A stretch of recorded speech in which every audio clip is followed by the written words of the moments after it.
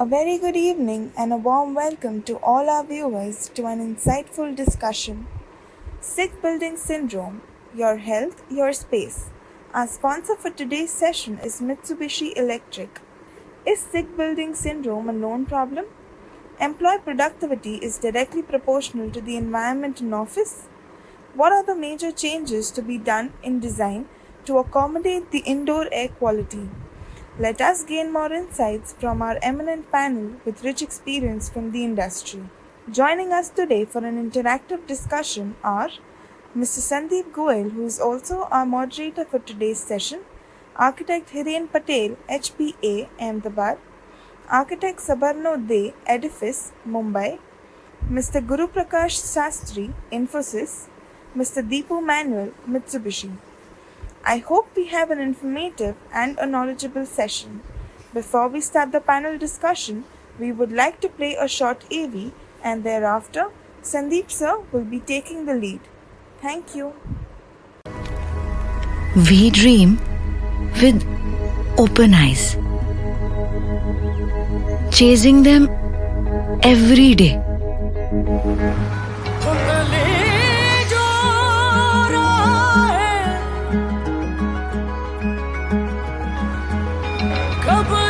Dreams, they are always ahead of us. Sometimes failing us, sometimes guiding us to conquer our fears. Sometimes they make us travel the distance and leave us helpless.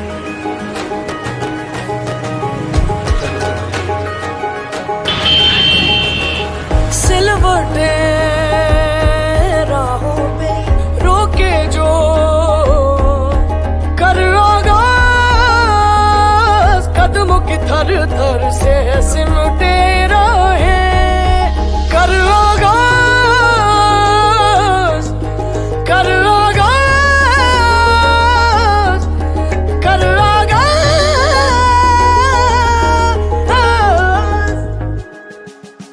बांधे जो वो क्या ही सुकून है चट्टाने निकलता To choose a path तेरा जुनून है and shape our destiny, all we need is a comfortable start.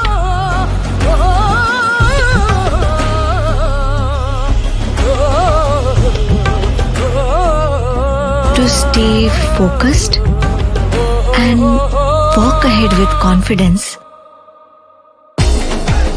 to fulfill our dreams.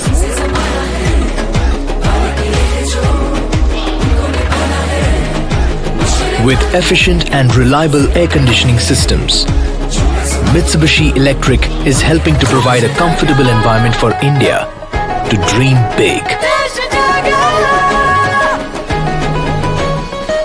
Partnering India's dream to be number one. Mitsubishi Electric.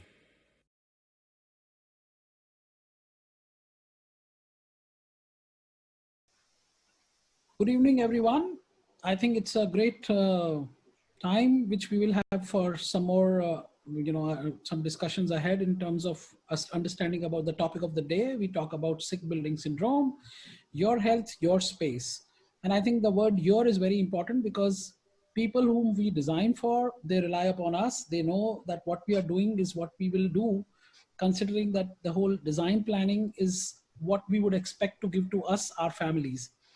So today's time, we talk about this topic of sick building syndrome. It's become more relevant. The reason being that we are discussing about COVID-19 in many forums, in many panels.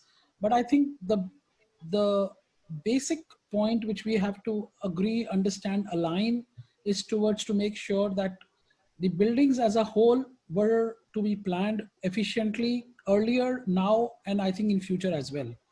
So the whole idea remains ensuring that the buildings which are planned have to be very well engineered.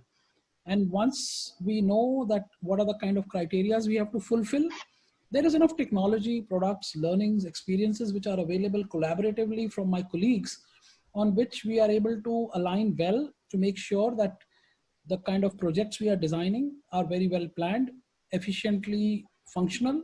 They also have right type of resilience so that the systems which are planned and proposed and operated, their breakdowns are taken care of. There is preventive maintenance, there is IBMS services. I have been fortunate to have certain, good panel with me, some good colleagues whom we know from past, who have been passionately working in their own contributions as designers, planners, manufacturers, operators. And from that background, I think we have all got together to share our views, to learn from each other, to understand passionately what we should try to bring across in the design of the building. And from that background, I would like to take up this panel discussion on the topic of sick building syndrome, your health, your space. I've got colleagues with me whom I would like you to introduce, whom I would like to make introduction about. And of course, they are all leaders in their vertical domains. But the whole point is that we don't work as silos. We have to work together, whether it is the owners, whether it is the architects, the designers, the operators, maintenance people, everybody else. We have to work together in making sure that whatever is being planned is very efficiently working. So from that background, I welcome my panelists on the panel. And I would like to take the opportunity to also thank iDAC to have us together on this talk. And with that background, I will start off with the presentation, which will include the profile of my colleagues. It will also have certain questions. I'm sure my colleagues would like to share some of their presentations from where we can also make certain learnings. And that's how we're going to be start rolling on this talk. And here I would like to take up the presentation on the sick building syndrome.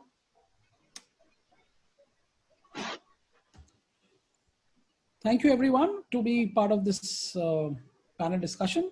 I'm sure we'll make it exciting with our talks. We will encourage each other to go beyond our boundaries. We will try to talk about things which also are in agreements and some in disagreements.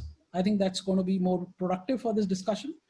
We are talking about sick building syndrome, your health, your space. We have on the panel Mr. Hiren Patel, who comes as an architect from HPA Ahmedabad. He holds huge, I would say, experience, and not only as an architect, but I think works around with things with art, architecture, landscape. Whenever I get his flyers, they are very nice to see that they are buildings which are carrying a lot of earth element into it. So I would welcome Mr. Patel on this panel. Thank you, sir. Thank you so much.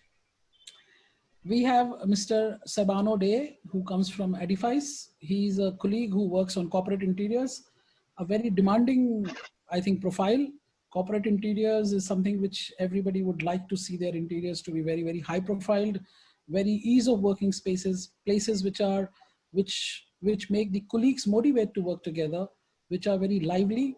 And today's times are not what used to be earlier, open office environments. And I'm sure sustainability is one of the other ways to look at it.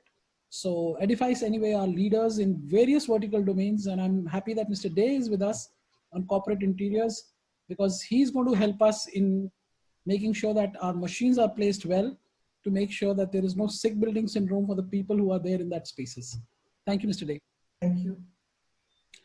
My next colleague is Mr. Guruprakash Sastry. He comes from Infosys. Infosys is a company which is known for its leadership in sustainability, people with high level of ethics for their employees, making sure that they provide the best workspaces. Of course, they have to also, because the employees' happiness would drive the company's performance as well. Majority of course, IT operations, they would have a lot longer work hours, which their people go through with. They also need to control the energy because of making sure that the earth is they have a more sustainable approach in their projects. And a company which is very passionate about its employees. I'm very thankful for Guru to be part of this discussion. Thank you, Guru. Thanks, Sandeep. Thank you, please. Mr. Dipu Manuel comes to us from Mitsubishi Electric, somebody who provides a solution. I should also thank my colleagues from Mitsubishi to innovate. I think all of us can expect best technology, but it takes a lot of efforts to put money into research, development, develop a product, take the risk, bring it to the market, do the marketing, convince difficult users like Mr. Guruprakash Sastry and other people, and making sure that my architects accept his machines in the way they develop. A lot of work, energy, I think efforts go into making of new products. And from that background, I personally feel that companies like Mitsubishi Electric and other companies do a lot of, I think, good work by putting in their time and investing their efforts to bring technologies to people like us who are so demanding of better COP, higher efficiencies, better performance, smaller machines, and the list is endless. So thank you so much to innovate for us. Thank you, sir. Thank you for putting the kind words behind the hard work behind the products. Sure. Thank you, please. And I'm the moderator of the session. I work as an MEP consultant. I'm very fortunate that some of the colleagues on the panel, I've already worked with them. So I carry a good work balance equation with them. And as a part of the moderator, it's my responsibility to make sure that, you know, the discussion is very enriching. We will try to make it light, heavy, as well as innovative. Let's try to see how it goes about. And we work as an MEP consultant. In New Delhi, we run a MEP consulting organization. And from that background, it becomes very important for us to control the overall design planning of the project, taking the best of the products from my manufacturers, convincing my client to invest his money, and telling the architects that we need that space. So we have to do a balancing act with all my three colleagues just to make sure that the product or the project, when it comes out, it brings glory to us together. And from that background, I think it's now time for my colleagues to start sharing their experiences. Obviously, you know, there are certain things which we had been knowing about sick building syndromes, and it has become very, very obvious for us to understand, because the kind of problems which a sick building can offer to the occupants is something which is absolutely unacceptable. You can understand now, today the time is much beyond sick building. We are going to green buildings. We are going to, you know, green ratings on the building. And, you know, the sick buildings are is actually a buildings of past. We have to look at buildings, forget about being sick. They have to be efficient. They have to bring much better air quality, much better ventilation system, much better lighting systems, much better controls to make sure that the human occupants as well as the energy efficiencies are in a very balancing act. So from that background, although sick building syndromes are not very, very usually witnessed today, but I would say that these are the basic qualifying requirements for any project.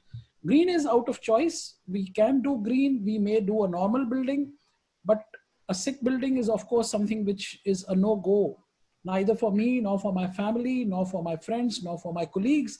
We all work in our own domain to make sure that there is adequate ventilation, the humidity levels are right. Lighting has become very engineered subject today. You know, we are talking about airborne particles today. We are talking about COVID-19, what kind of particle of filtration. Today we used to talk about PM10, then we moved to PM 2.5. Now we are at COVID, which is at 0.1 micron, which is much smaller than even PM 2.5 levels. So airborne chemicals, airborne particles are becoming a concern. And from there, of course, you know, when we talk about the various kind of sick building syndromes, we look at the kind of ventilation system, we talk about the chemical contaminants, we talk about the biological contaminants. There are so many things to look at. And actually it is like, you know, you don't really have to run away from your health check. In a similar way, your building has to be checked for its healthness, for its performances. And there are parameters today available on which we are able to actually make a check on the building, make sure that the buildings are well tested. And from that background, you know, this is, you know, we would like to now move towards a formal panel discussion. That's my profile. We work for the various kind of projects. I've been part of the National Building Code of India. We work for, and working for code committees, it's very important that we are able to align what the code wants and what exactly, you know, the challenges in the actual working remains. So I'm very fortunate that we work for the code committees, carrying the experience of the projects into the codes. We teach at the School of Planning and Architecture, which helps me to get young boys and girls every year who are equally enthusiastic about learning things. And once they ask elementary questions to me, I need to also sharpen my skill, because then you have to make sure that these young boys and girls who come from the college, they are given elementary understanding about what is insulation, right across to the efficiencies of the designs. And that helps us to remain more and more innovative and keep our learning skills sharpening up.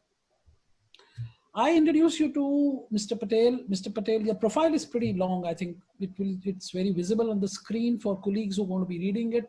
He really needs no introduction, and he's a person who comes really from, I would say, from the basics of working on sustainability, not only in modern technologies, but also using, more of earth, more of landscape, more of architecture, more of, more of things which are more grounded. So I think today, well, Mr. Patel, I have been knowing him for last 7 years. We are working with him on a lead project at Ahmedabad, a hotel. And you can understand a hotel project on a lead qualifications is very difficult because the occupants are paying money, or they are paying the bill for the hotel room. They don't want less water, less electricity, less lighting. They want the best. And that has to be, when you say best, has to be optimized. So Mr. Patel's office has worked with us on the hotel project, and that's where we are gone much beyond, just a sick building. It's an energy efficient building on a platinum rating. Now, Mr. Patel, I'll start this panel discussion, and I'm sorry for keeping all my senior colleagues waiting. Primarily, you are the one who's called the first to interact with the owner. He gives you the briefing, whether it is a home or a hotel or an office. You have to take the notes from the owner, what he wants, what his vision is, whether it is green building, whether it is sick building, whether it is sustainability, whether it is safety, resilience, wow spaces, heights, we all struggle. Everybody wants nice heights. But from that, you are the one who actually interacts with all kind of clients, whether it is an individual household or a corporate client. What is the kind of brief you get? Are people aware about sick building syndromes? Do they caution you, Mr. Patel, be careful, make sure that the building is very well engineered? Because you got to be working with engineers, and you can do a fabulous, banquet hall with a poor air conditioning. So when the operation starts, that's where the test of the pudding lies in its eating. That, the right temperatures are there, right humidities are there, there's no nausea. What is it that you listen from owners? Because you're going to work together with engineers to actually disturb you with their spaces which they need. So please tell us, sir. Yeah. So first, Sandeep, thank you very much, and I also thank you, iDAC, for inviting on this such wonderful panel. I'm the man who is not with a technical background as good like you all people, but yes, definitely the way you say that we are the people who note down the brief from the client, and our duty is to design as per their requirement. I mean, that's a basic for fundamental point which a designer, architect, interior designer has to do upon. Yes, there are various kind of client, as you mentioned. There are a few like corporate clients like Infosys or any big corporate. They have, for them you design for the one which is the space which is for the mass level, or also like a hotel, hoteliers, so they would come. And I would say the hoteliers are the best people who knows about this aspect of sick building syndromes, because their prime focus is to how the best to serve to their client. I mean, hospitality level is absolutely unbelievable. I just give one example. If you are very hotel and if you go for a cup of tea, and by your own mistake, the tea is fallen down, the next moment somebody will rush to your table, they will mop up your entire table, they will say 5 times sorry to you to make your day a beautiful one. It is not their mistake, but that's the kind of hospitality level of service that they want to make their guests as comfortable like that.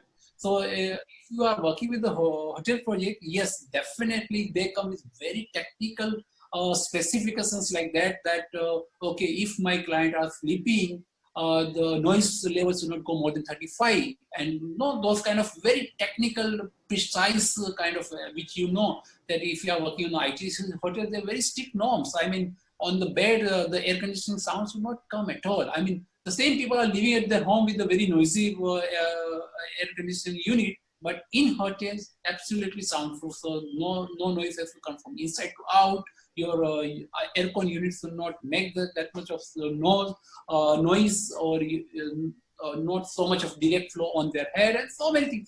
I mean, the thing they give you option of cushions when you sleep in the night. I mean, look at the kind of level they think of that. Okay, they will ask you, sir, you want soft cushion or you want hard cushion? So that's the level of. So I think for any designers, architect, if you work from one hotelier, you learn the lesson for the life, and that's what it is. So yes, definitely the hoteliers are the best people. They technically know so much of detail, just like the consultant. So they demand a lot from the consultant. They demand a lot from the architects also, because they know about this subject so well, like the consultant. So that's the one. Yes, and the second kind of clientele we have is a private one. They are like you are making the house for somebody, or you are also making office for them, one-to-one interaction. So their way of talking is different. So they will say about, let's say, but it's the depth would be the same, I would say. So they will say, we like to have a cross ventilation. We don't want complete air condition. Or somebody will say, yes, we want complete air conditioning, and we don't want to open the window at all. So you can make as big as glass to see the view, beautiful view, but we don't want to open because our city has lots of dust. So how you design? So they say, yes, but we would like to have the fresh air. But we are 100% sure that we are not going to open the windows. What you do? So then they will say that हमारे पुराने ज़माने में वो एक hole होता था about the lintel where you keep on a hot air used to go away, and there was a cross ventilation. Absolutely right. So they are talking the same, not like the hotelier, but they are talking a very sense to that. So we say, yes, sir, that will bring the dust to you. So we have the kind of system in air conditioning which will keep on measuring your environment. And whenever, let's say you are sleeping in the night, automatically it will pump a fresh air.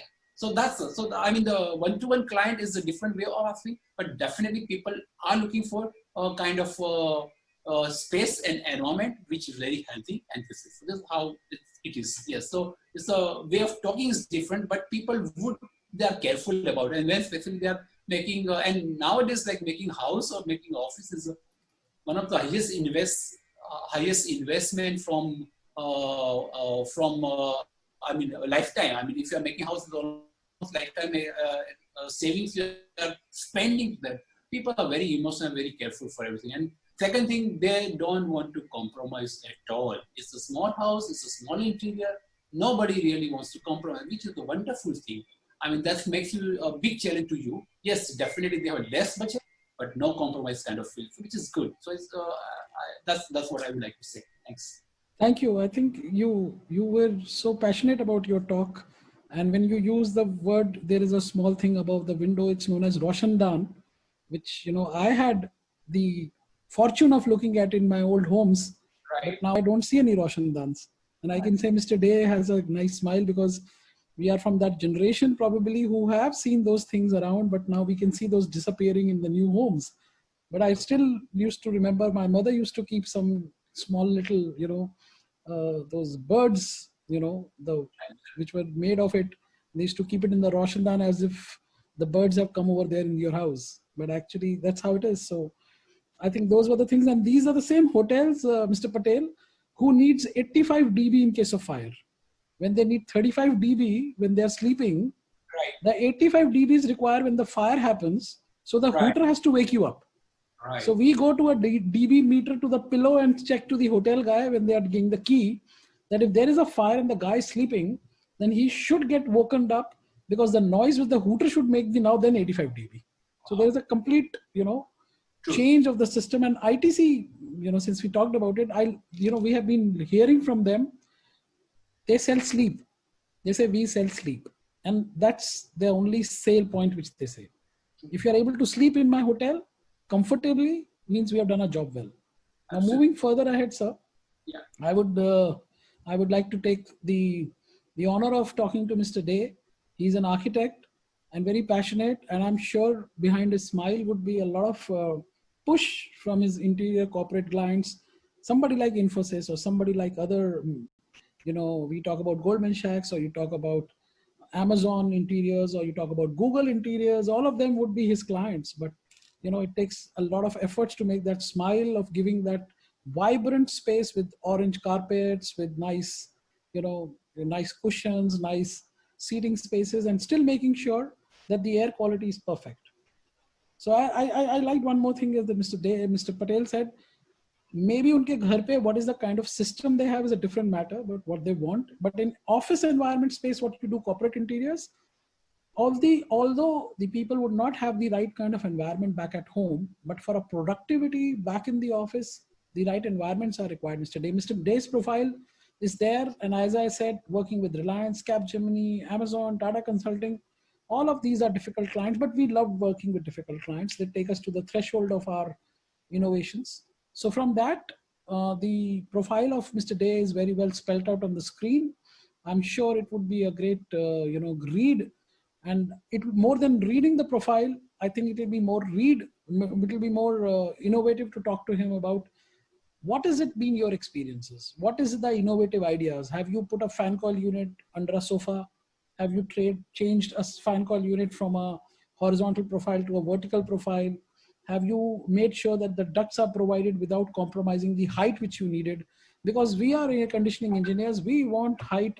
If you call me up on my phone and say how much height you need, my answer is 1200 mm, without even knowing what the project is all about. So Mr. Day, you also meet with difficult people like us, who always want 1200 mm height and who always want to put in one more fan coil unit after the GFC is released. So tell me, what do you think about it? Yes, Mr. Day, you will have to unmute, sir, and please share your opinion about us. Sorry, I think I was on mute. Thank you, Sandeep, and thank you, iDAC, for inviting me in this wonderful panel discussion. Rightly, you just mentioned, Sandeep, that a person who at home, he may have some choices, but when it comes to offices like hotels, I mean, the levels are completely different. I mean, your expectations are completely different, very high.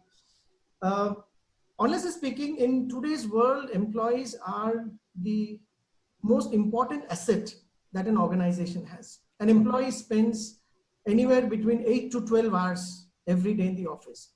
Sure. So it's more like a second home. I mean, active hours are much more an employee spends in office than he's spending at home. So obviously, the health and well-being of the employees is of utmost importance to employers today. And for that, it is absolutely important that, the workspaces that are designed are actually healthy workspaces. And when we say healthy workspaces, it is to do with indoor air quality, it is to do with, harnessing of daylight as far as possible, good quality lighting inside office spaces, acoustics. There are so many other parameters that we look at. But one of the most important aspects is the indoor air quality. And indoor air quality comes through, I would say, abundance of, fresh air. I mean, the fresh air cycle should be, I'm sure it has to be as per the standards laid by ASHRAE, ISHRAE, or all the, you guys are the experts here. But there has to be abundance of fresh air in the office space. Good quality of ventilation, that is also very important.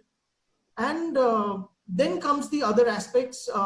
As an architect, I would be looking at the designing aspects, but hand in hand, we work together with our MEP consultants, and we expect that our consultants would be taking care of all those requirements. So when you mentioned about considerations like, for example, allowing the space that is required and all, yes, as designers, we are sensitive. We are sensitive about heights. I mean, I would probably fight for even 4 inches. I mean, instead of a 3100, if my consultant is saying I can give you 3000 as height, I would probably fight for those 4 inches. But it's a very healthy interaction, and when I realized that it's absolutely necessary to give that room for return air to pass, give that room for that right aspect ratio for the ducts to deliver quiet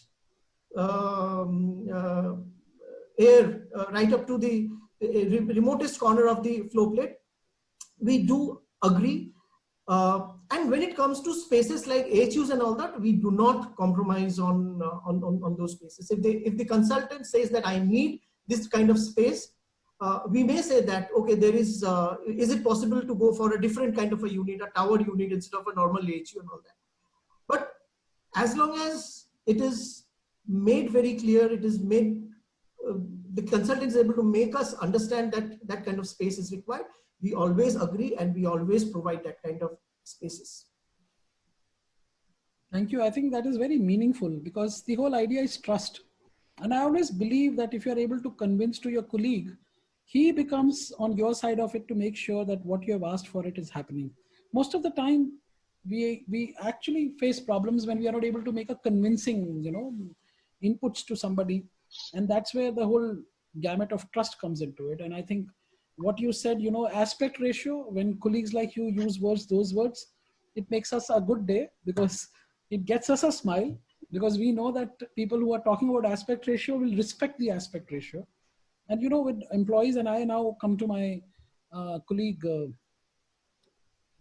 Mr. Guruprakash Sastry, and he's a person who would actually want excellence without compromise. So he has a very difficult task. He's at the regional head of infrastructure at Infosys, a man who has green as a part of his DNA, his working.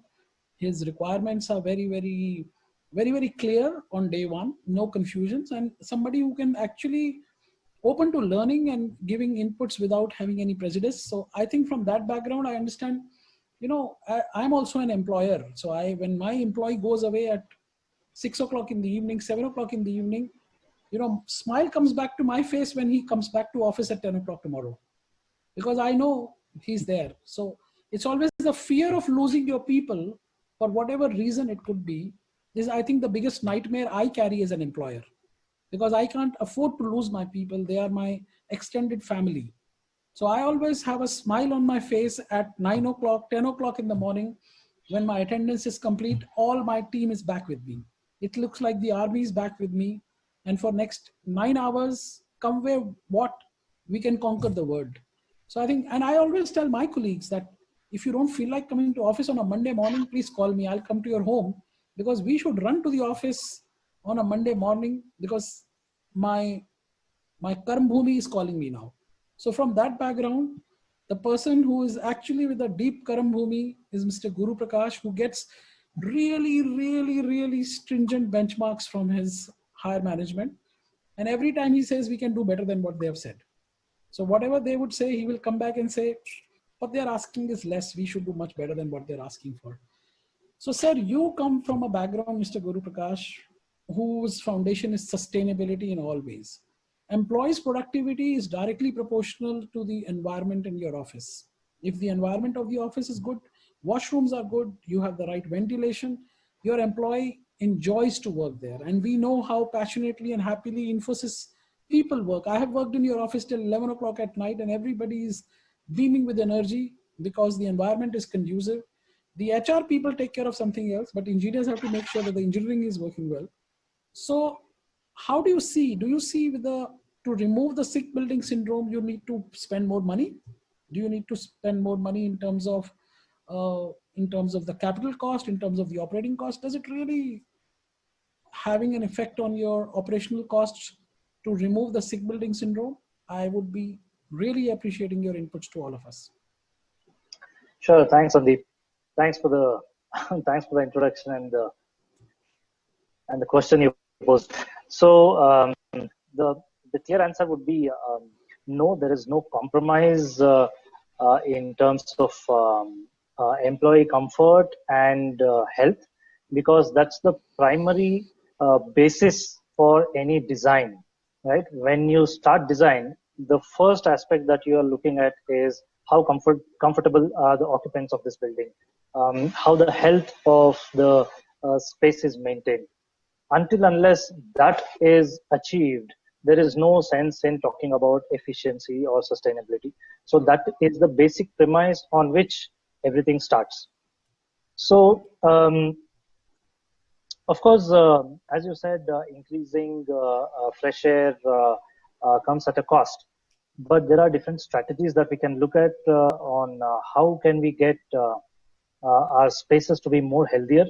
For example, strategies like limiting the space to which an air handling unit is supplying cooling is one of the very important aspects, because we have realized in the buildings of the past that the issue is always in getting the air back to the AHU.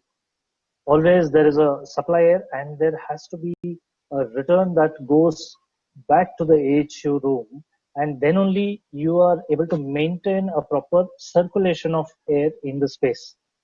And when you design a space which is too large for an AHU, too long in terms of distance, then the possibility of getting the return air back to the AHU is very, very low. And I think consultants and engineers need to understand this very clearly. And see, when I'm talking with a lot of experience that we have in creating these spaces, right?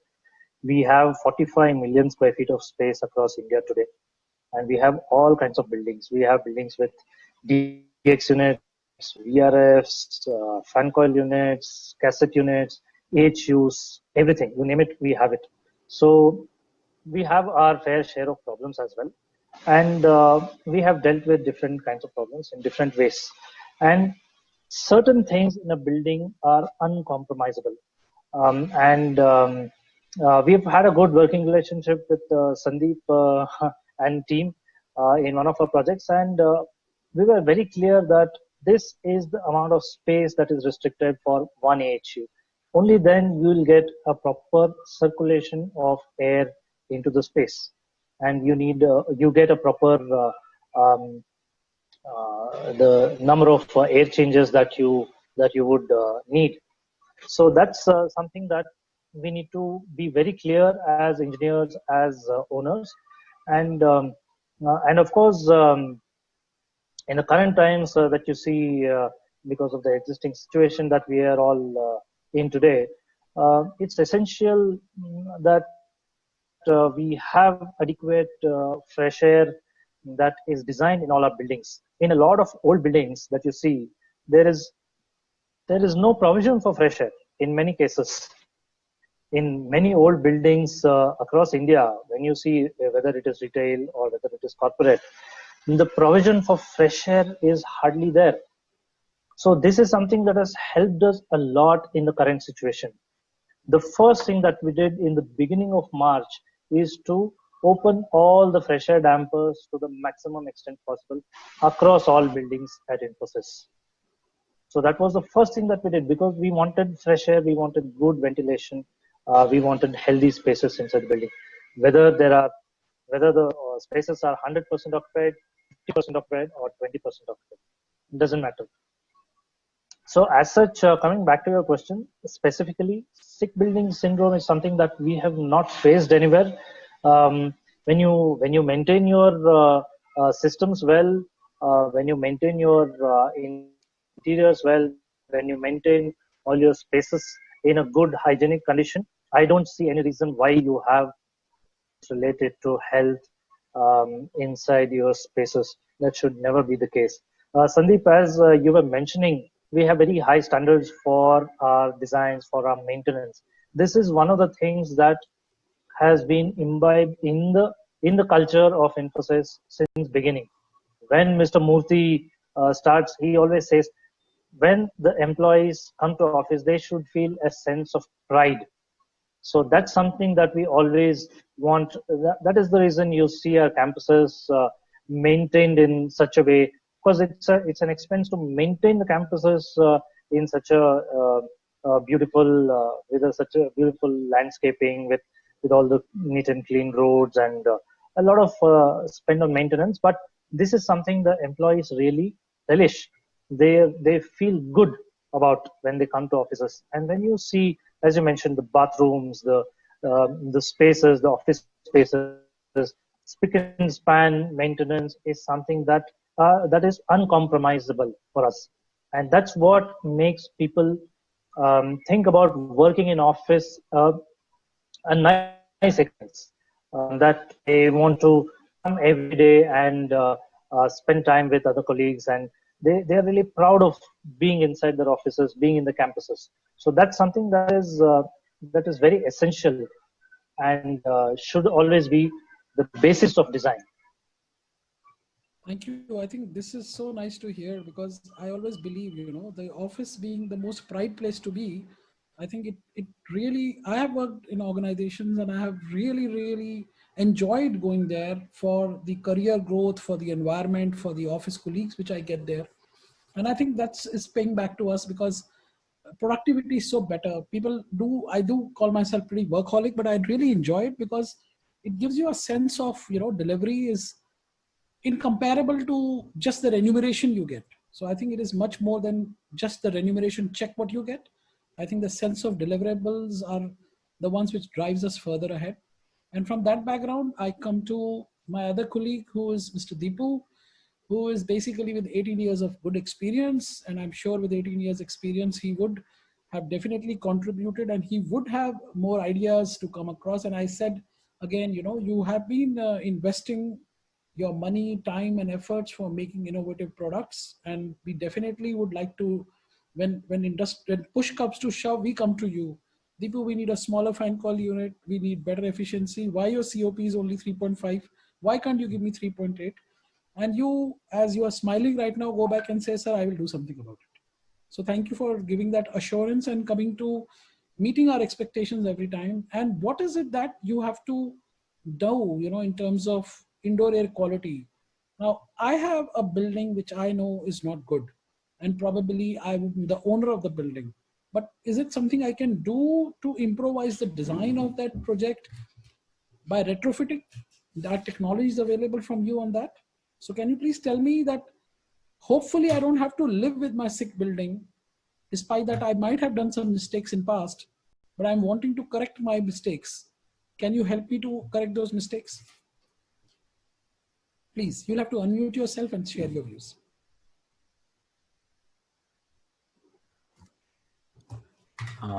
Thank you and good evening to all. Thank you for iDAC. And thank you, sir, for putting product into a part of the design. Normally what happens after everybody has gone through everything, it will come back to the products. I need a product to fit into this area. And it's too difficult to design or custom build a product for project on project basis. But one good part does with an improvement in technology, now a lot of designs and a lot of options are available, and based on the architect's needs and the HVAC engineers requirement and the client's requirement of aesthetics, we can choose a product which fit into everybody's needs. So that is with improvement in technology, with improvement in manufacturing aspects, it has happened. Coming back to retrofitting, the first and foremost, being an engineer, I always tell everybody, don't do it by yourself. Please involve a qualified engineer to do that. Because sick building, we already heard about that and seen that it is a passive killer. So do it wrong, you may not know the impact immediately. You don't die next day, but someday it is going to impact everybody's health. So let us believe on engineers. Let us looking back to the qualified engineers who has done a lot of work into that. Now a question of whether we can do retrofit, answer is an yes and no, because it all depends upon what air conditioning currently it is installed. Yes, there are few technologies available which the implementation has to be purely based on a site visit, understanding the air conditioning system and an engineer's recommendation. So what we normally see currently is like a panelist has said, ventilation is there, but it's kind of a passive ventilation. We mix the fresh air and we expect the exhaust air to pass through the doors when it is opens. We don't extract the stale air. And the moment we talk about forced air supply and forced air removal, then the question of running cost will come into picture. So the clients say, even if it is installed, they keep the fresh air closed. Let us run it very minimal. So many challenges are there. So making a ventilation system, forced ventilation system with a minimum energy loss is something which we can look into an existing system with a non-contact type energy recovery system, specifically on non-contact because of the coronavirus, the current pandemic, which everybody is looking into that. So it is so small, it can pass through or it can stick to surfaces and live for a longer maybe the authentic data are missing completely on the survival capability. But the way it is spread across the world in the last few months shown that its survival capabilities are very big. So in non-contact type heat recovery systems will add fresh air into the air conditioned spaces, but it will not increase the running cost. So maybe a win-win situation into that. In addition to that, we can look for other technologies like maybe UV lights, introducing limited quantity of ozones or negatively charged particles. So all this has to be through a proper engineering way. One more or most important part is the filtration side, which everybody normally forgets. First, the filtration normally remains very simple filter. And second, nobody cleans it. Even if you put a manpower or a thing, nobody actually goes and check whether it is clean. Unless corporate which are really looking into the health of the system, health of the employees, like Infosys, we don't see that happens major part of the office or any other workstations. So maybe the filtration, if you're looking for the filtration, if possible, increase the filtration capability to tap the living microorganisms to higher filtration level. So all these various technologies on a mix and match basis can increase the air quality in an existing system without doing a major interior change. Breaking and putting back here is not a retrofit job. You can call it as a new construction. But within that, with all this technology, we can expect a pretty increase in air quality. Sure, I agree with you. Thank you. But I think I agree with you because, once you're able to go to the root cause, analysis, most of the things are not very difficult to handle until fundamentally they have been done incorrectly. And when you come to fundamental, I go back to, Mr. Patel, you are responsible to do the things correctly, fundamentally. And, as Dipu also mentioned that it's no point in actually breaking up the things and redoing it. You should have opportunities in the design to become futuristic. Today we talk about, we were not aware of COVID-19, 8 months ago. Today, even the kids would know what it is all about. So in fact, doing projects which are more futuristic, which are more designed, which are more earthy, will always give us an opportunity of not to go into systems and schemes which will become deterrent to the human beings. And you work very close with Earth, Mr. Patel. I know when I visited your office, it is less of an office and more of an art gallery. True. You've got paintings, you've got pottery, you have got whatnot. I think it was a delight. Even if I do a videography of your office, and I think Mr. Day should one time, we should go and have a look at it. So much of pottery in the office, you can smell the earth. And so you work with art, landscape, architecture. So, how is it that you work? And the question is there with you over here, is that how do you make sure that the environment is itself working to remove the SBS? Because if you really ask me, this is our own created problem. Maybe 50 years ago, we never had this problem of sick building syndrome. We made buildings like boxes. And this has not only created problem of sick building, it also increases the risk of fire.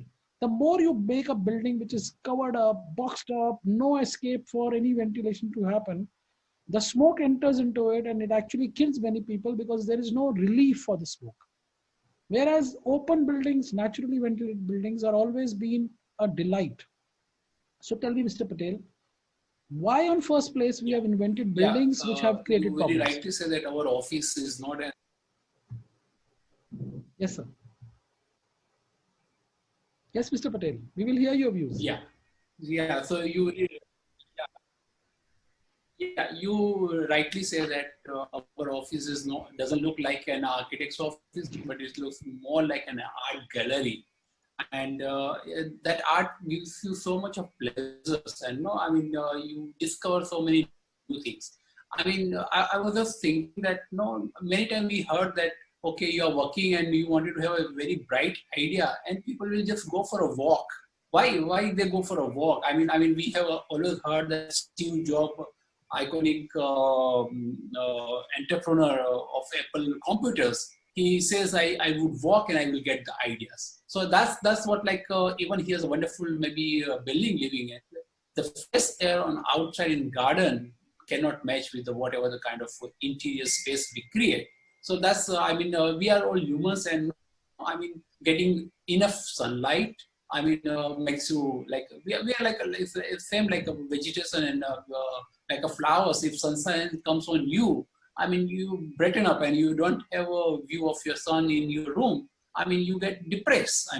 I very precisely remember that I was invited for one as a judge for the selecting of some architecture competition of our fraternity of we call Triple ID, Interior Institute of Designers, and we were put upon as a judge in one of the finest hotels in Goa, and our work was to select the work of young designers to select which is the best entry. And we started working from after breakfast from morning 9 o'clock, and by 3:30, everybody were down because we were in a huge banquet hall with the artificial light on, with the all beautiful curtains just completely closed, and we were looking with the we did not need to have a projector, but we were seeing the printed form of the all entries. And what happened that I could sense that everybody will feeling very drowsy after having a cup of coffees, and and this was a time where actually we were going to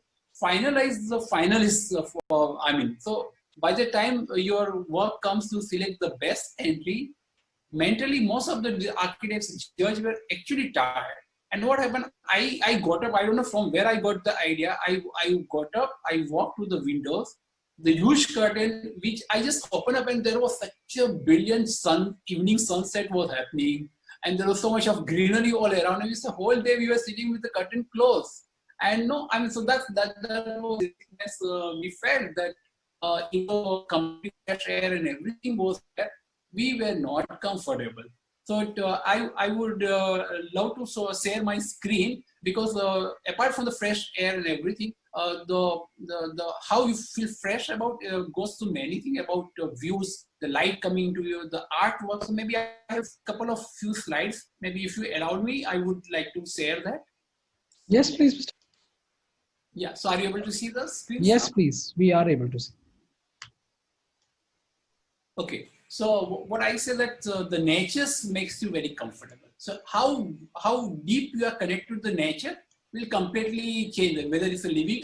We are fundamentally living in the two spaces. One is a space for living, which is a residential, and second is a space for working, where Mr. Day is working much more in all offices and kind of thing. But there are two primary areas or spaces where we spend most of our time, apart from let's say museum and art gallery and theaters. But most of the human will spend maximum time at home and at the working space. So how best you can connect with the nature?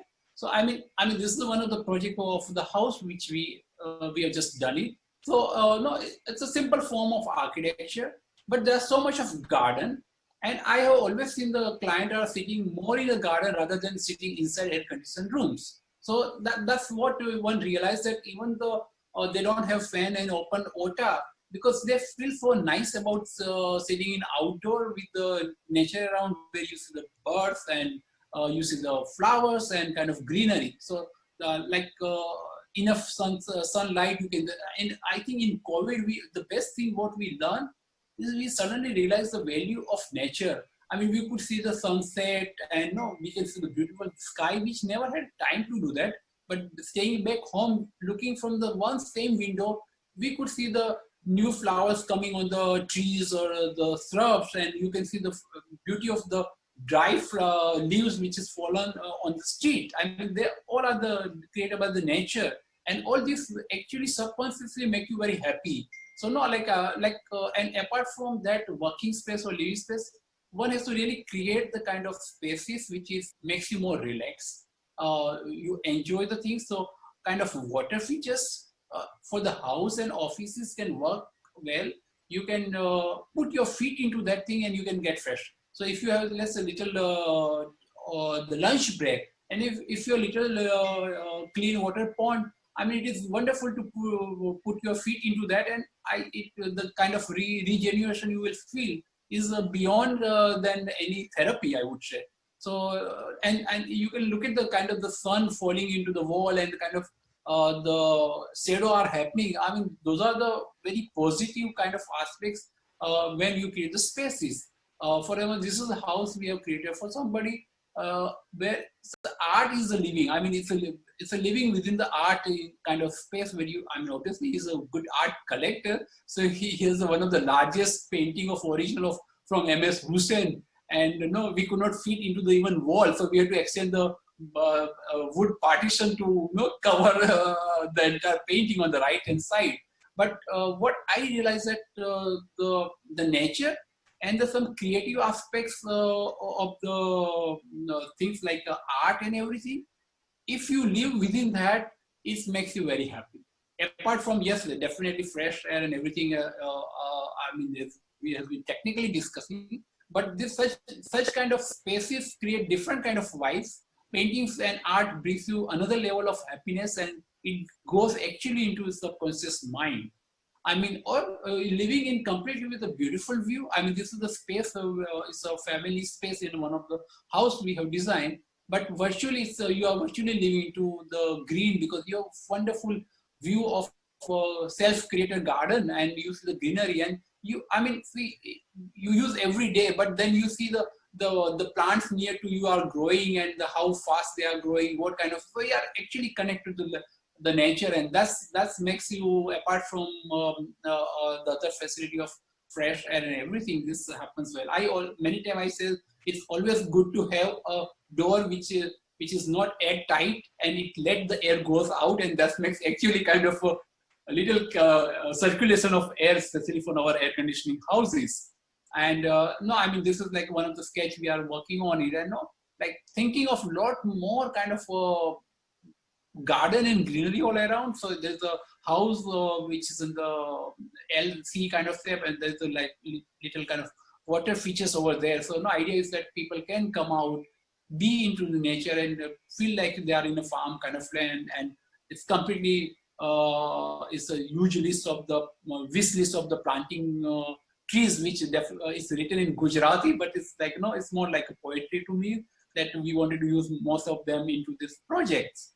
Or the house which we have created, it's like completely full of green all around. And I mean, we have noticed that even the client had a habit of living in completely air conditioned space with 18° and 20°. Now the same people we see sitting in the veranda because they enjoy the surrounding. They can hear the chirping of the birds and kind of such kind of spaces. I think their living has changed. So that's what I wanted to say about going beyond. Beautiful outdoor veranda spaces like this, or the gazebo, makes your space wonderful. So you live in very comfort zone, but then sometimes you just come out and you really use it. So I would definitely recommend very strongly to people that have certain kind of beautiful spaces which is open to air and with a normal fan.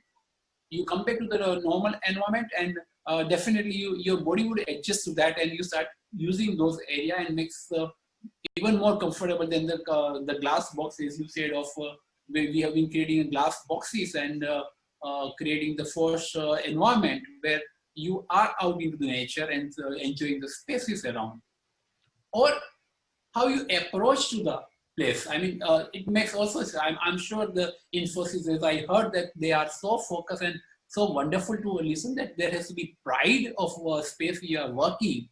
And so that's the kind of, the way you approach to the places also makes us, so this is like the entry to the house, but it has been created in such a wonderful, you carry those impression within a mind, and you feel that you are enveloped with the kind of nature or around. Or for example, this is the office we created, which is completely like a glass tube. So obviously it has been controlled with air conditioning, but we wanted to create the garden all around, and we wanted to create the building office which is you feel like living through garden. And that's why we also come with a very free kind of roof, or like we call amoeba, because we thought that we really wanted to lift her to the ice, and we wanted to have a impact of more nature rather than the architecture or the power of architecture. So this is very kind of simple, fluid kind of office space. And we thought that if you have the home, you have the outdoor veranda, but in office we never have outdoor veranda. So in this place, we thought let's have at least 30% of veranda space, then close area. So in the center area, it's almost like court and it's a covered veranda. Surprisingly, we realized that the clients are sitting with their visitors into the veranda rather than sitting inside the office, because they have a space to sit out where we have lots of artwork and sculpture into that. And the client says that whoever comes to their office, they think they are there for 15 minutes meet, but they end up by staying almost one hour, because in veranda spaces they enjoy and they kind of get so much of positive vibes that people don't leave the office. I mean, the visitors also feel so comfortable about the space. So this is what I want to say, that apart from having wonderful air quality, which is definitely is required, what you require a good sunlight, and you see connect yourself with the kind of surrounding. So I remember that we were given one corporate project to design, and what happened, it was an 8-story, it was on the 8th floor, 8th and 7th floor.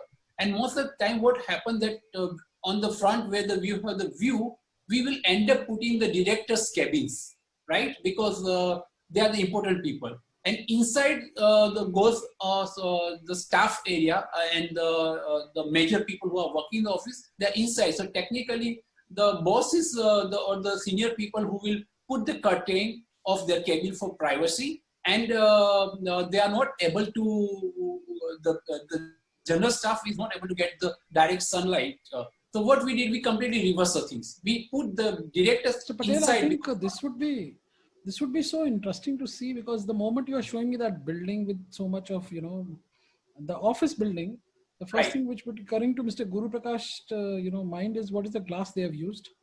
The second question he would think of, where is the rainwater pipe?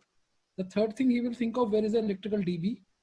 So, as engineers, we sometimes feel, that we are so polluted, with our understanding on all these things, that we have stopped enjoying art. And for a while, I was very much mesmerized what you were showing me till that time you showed me that glass building.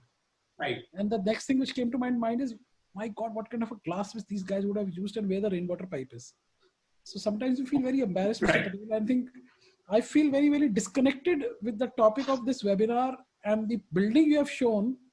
I think it is such a, I would say, embarrassing to keep this topic and those buildings together. They are so very different to each other, I would say. And I'm very, very thankful to share those pictures. In fact, I could request iDAC to have 1 hour only with you, where you can just show your pictures itself. I think that's going to become a good collection for colleagues over here as well. So from there, Mr. Patel, thank you so much. And I think we'll just move further onto it. Thank you, sir. It's an eye opener every time I meet you, every time I see your work. And then we are coming very, very close to our sessions over here. So, sir, what is, Mr. Day, we come to you back again. And I'm sure you would be dreaming of that same space which Mr. Patel was showing, to have your corporate clients sitting inside that nice landscape. I took the advantage of taking some pictures from my phone without anybody knowing what exactly I'm doing. But then what are the key design considerations for, spaces which promote health and well-being for the occupants? We are all aware about occupants' happiness. What are the key features which you take care on the building engineering side of it, Mr. Patel, Mr. Day?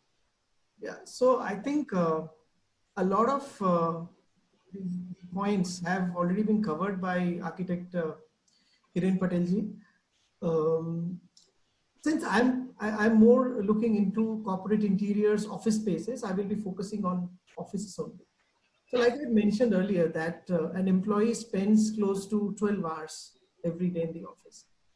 So practically it's like more than 50% of the active hours that he's spending in the office. So the moment he comes into the office, first of all, the kind of commute that he makes, the way he travels to the office, especially in Mumbai, people travel by local trains and all those things. By the time you are entering the office, you are mentally half dead because of the traffic, because of pollution and all those things. Once you are inside the office, the endeavor as a designer is to create an oasis of calm. So your mental stress level should go down. It should not be an office space which is designed like a Dilbert land filled with workstations from end to end, and you simply are lost in that kind of space.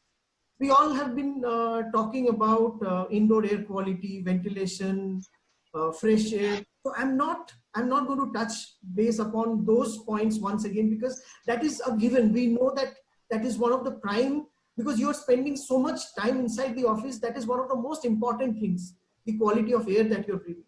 But the other design considerations which we look at while designing office spaces are the amount of natural light that you're allowing. Mr. Patel has just mentioned about nature, how nature elevates mood in employees and all. So one of the key features that we look at while designing office is to ensure that there is abundance of daylight. We don't plan any full height spaces like meeting rooms, cabins, or enclosed spaces adjacent to the glazing or the windows, like he just mentioned. I mean, the rule is that either you get a window or you get a door. So if you're inside a cabin, if you're in a door, then you don't get a window. If you're sitting in the open, you get the window. So it is the way we plan is that there should be absolutely all the daylight penetration happening in the open office areas. All your enclosed spaces, meeting rooms, goes towards the core, the inner part of the space. The other important thing that we look at is biophilia. Biophilia is so important in today's world. Bringing nature inside, having live green plants inside the office space is so important. I mean, biophilia, in fact, resolves so many issues. Like, for example, it helps in acoustics, the noise transmission. It absorbs to some extent. It gives acoustical benefits. It improves internal air quality. So that is one thing which we, across all our projects now we are promoting. We are trying to push our clients, convince our clients to go for biophilia, at least have some amount of live plants inside the office space. I mean, we do come across a lot of clients where, especially the facilities or the admin people, they have issues maintaining, who's going to maintain plants and all those things. Insects will come and all that. But if these are maintained properly, if plants are maintained properly, you should not be facing all these challenges. The third thing that we look at is, like I mentioned about the Dilbert land kind of a thing, the kind of an environment where you have series of workstations and, so it is better to break the office space into smaller neighborhoods, smaller teams in terms of planning. Sure. So Sure. there is a very important thing, in urban planning, there is a rule, there's a thumb rule called the quarter mile rule, where within a quarter mile, you provide all kinds of amenities and all that from a neighborhood.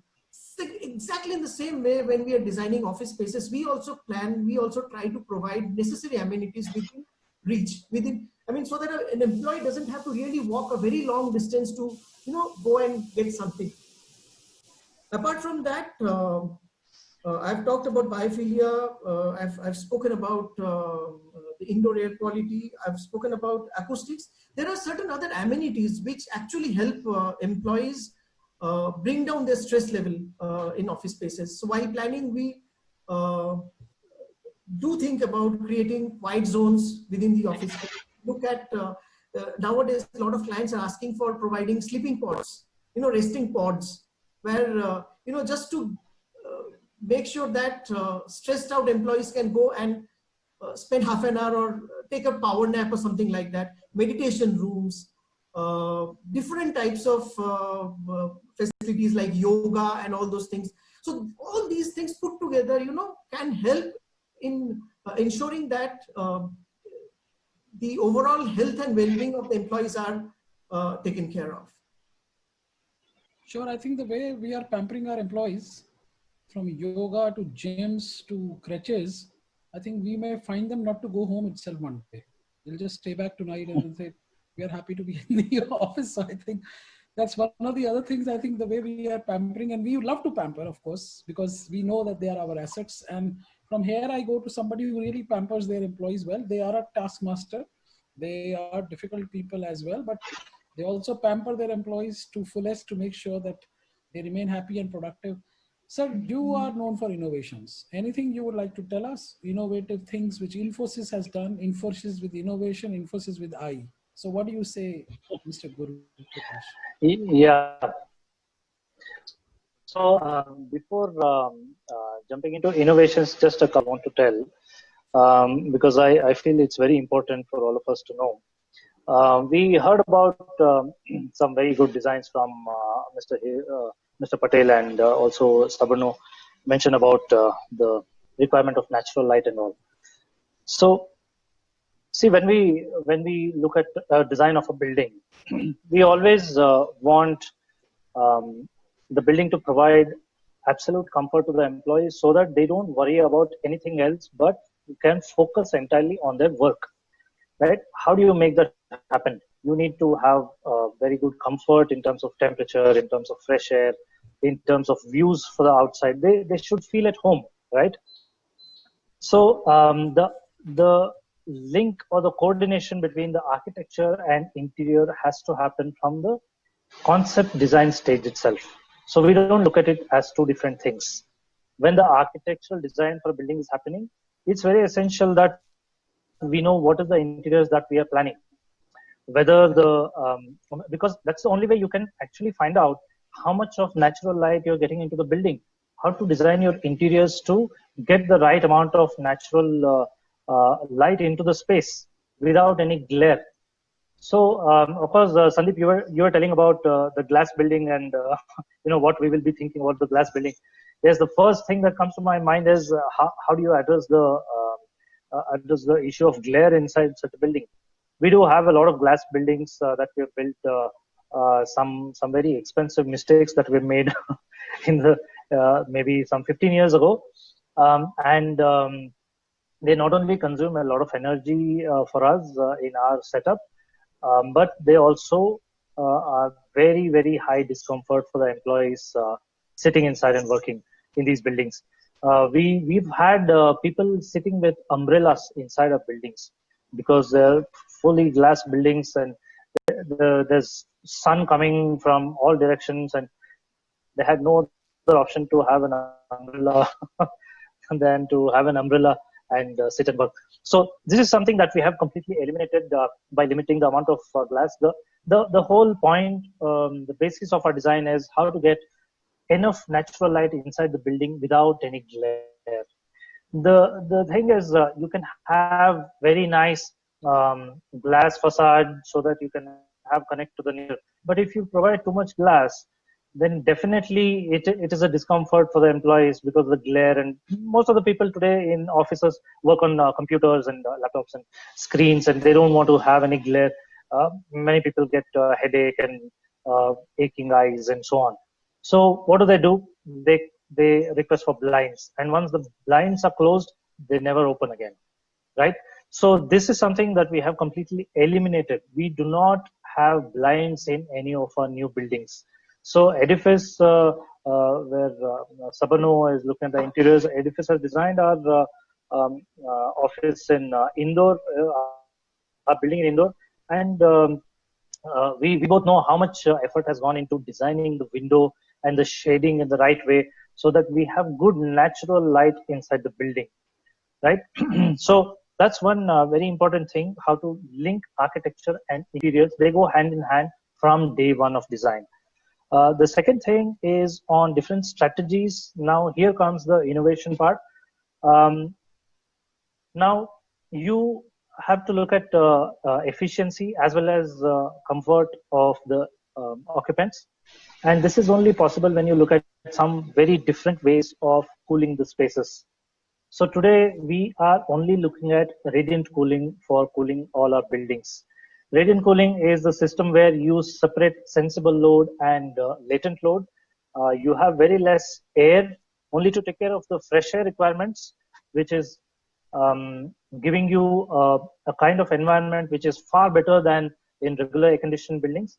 And you have radiant panels or radiant ceilings, radiant slab, which can take care of all the sensible load, which is a much bigger portion of your entire heat load in the space. So radiant cooling has solved the problem of efficiency as well as comfort for us. And today we have about over 5 million square feet of space with radiant cooling across India in different locations, including the one at Indore. We have radiant cooling space, radiant cooled space in Bangalore, Mysore, Indore, Pune, Jaipur, Hyderabad, all these locations. And radiant cooling is at least 30% more efficient than a conventional air conditioning system. And it occupies less space because the amount of air that you have to move, volume of air that you have to move is lesser. And also the operational cost, of course, is very less, and occupies and also provides a very high level of comfort for the employees because there is no recirculation anymore. It's a once-through system. We don't recirculate any air in our new buildings since the last few years. So that's been a very, very big positive for our buildings. Considering the current situation we are in, radiant cooled buildings are like a boon because we don't have to worry about increasing the fresh air. We don't have to worry about controlling our fresh air dampers, measuring our CO2 levels and all those things. Of course, we do measure CO2 levels, but it's just to make sure that things are running all right in the building. So our radiant cooled buildings have provided us very high level of comfort and efficiency for all our buildings. And the third thing that is very important is to invest in automation. Gone are the days where you have operators to go and switch on, switch off the system, controlling fresh air and all those things. This just don't happen in the right way. And even to maintain your system in a very good condition on the long term, it's very essential to invest in automation. You have automatic alarms coming up when the filters are dirty. You have alarms coming up when the temperature is not met, when the CO2 levels are off the limits. So these are very, very simple systems and a lot of manufacturers available today that can provide you with the right kind of systems so that the manual intervention of maintaining a certain comfort, maintaining a certain health of the building is completely minimized. And this has also helped us in a very big way in the current situation because, finding labor, finding workforce during these difficult times is very, very difficult, right? People have gone back to their natives and people are not willing to come to buildings just to operate a certain system or so. So all that has been taken care today with our automation system. People remotely sitting anywhere, just accessing through the Infosys network. I can switch on, switch off the AHU and pressure damper in any building across any location at Infosys. So that's a very big thing. That's what makes your buildings very resilient. It's very important to have systems in place that can minimize your manual intervention at different points in the building and also make your building smart and healthy. So these are some of the very important things I feel that need to be taken care in any buildings of the future. Guru, that's been very nice because hello, thank you, Guru, because I understand that a lot of times you go in for a lot of measurement requirements, and what can be measured is the one which can be corrected. And that's how I think your DNA works around in measuring and upscaling your systems to make sure that you do year on year better and better. How much reducing water, how much reducing power, and thereby still maintaining the requirements. And now I come to the last question of this webinar to Mr. Dipu, and we will talk to you about how, we are talking about this COVID-19 and you are working at solution provider. People are calling you from architects to designers and saying, help us with something to do with COVID-19. That is something which we have to take. So Dipu, what has been your experience of giving solutions on COVID-19 from Mitsubishi Electric? Yeah, to tell you very frankly, as of now, there are no proven technology commercially available which can kill or make a COVID-19 virus inactive in the air. So all companies use a deductive methodology to say that. To put it in a simple way, like if a particular technology kills any other virus in the novel corona family category, then they assumes that it can kill coronavirus. Option one. Or in other way, if a technology can inactivate a virus with a bigger cell membrane thickness larger than coronavirus, then say that okay, our technology can kill coronavirus. But the fact is there is no commercially proven technology which today clearly says that this will kill coronavirus. The main reason for that is this virus is not fully understood by everybody, because the virus survivability, the spreading capability, its multiplication, its mutation, it's not fully understood by everybody. It is still in an evolving stage. So unless it is contained in a proper way, no proper study can be taken place. Having said that, a lot of companies are working on that. Various technologies are present in the lab, which is showing very good signs of making the virus inactive in the air-conditioned area. I'm specifically talking about virus which is present in the airborne area, which is circulated through the air conditioning area, what we can mitigate it or kill it that. But these are currently not available. So we have to fall back into the deductive methodology and use an available system as an adaptive system till we get a proper system which can be implemented into air conditioning system. So to say shortly, we need to live with the current scenario. We hope that the current experiments will come with a positive results very soon, so that we can have a better control on the novel coronavirus. Thank you. I think that has been a very positive note from everybody, because we are still a generation with a lot of optimistic, thought process. Of course, we'll find solutions. This is not the new normal. I would say we'll have to go back to our normal, because we do not wish to live like this.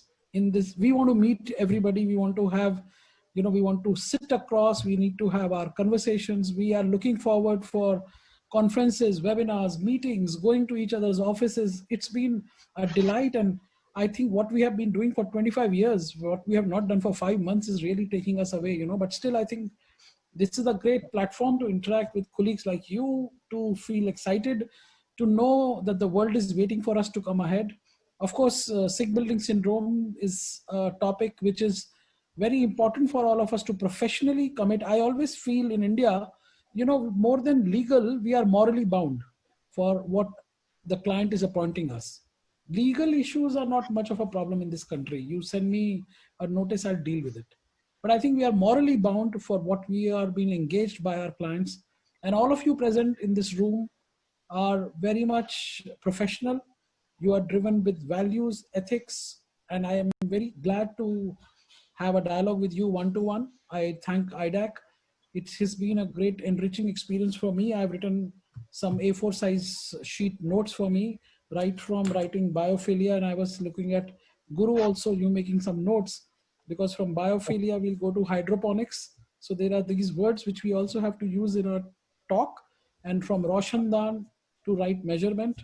And from all these things, I think I feel very happy and delighted for all of you to interact. It's been a long talk, but we are thankful to all of you to be part of this event. Thank you so much.